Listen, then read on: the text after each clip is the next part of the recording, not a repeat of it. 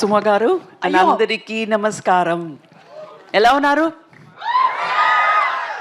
నాకు మిమ్మల్ని చూస్తే ఇక్కడికి వస్తే పుట్టింటికి వచ్చినట్టే ఉంది.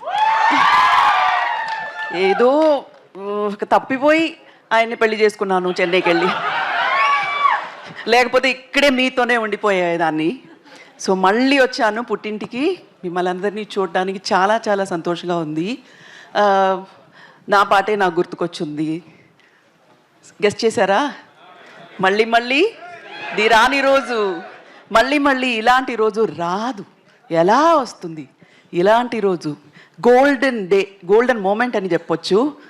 అక్కడ మా బాబాయ్ గారు, ఇక్కడ మా ఆయన, అండ్ బెస్ట్ ఆఫ్ టాలెంట్స్ అందరూ కలిసి ఒక చిత్రంతో మీ దగ్గరకు వస్తున్నారు.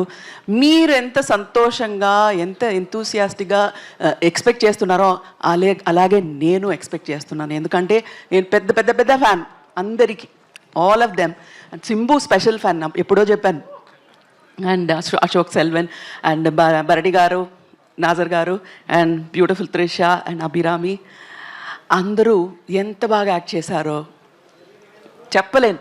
ఎందుకంటే మీకంటే ముందు అది చూసే అవకాశం నాకు వచ్చింది.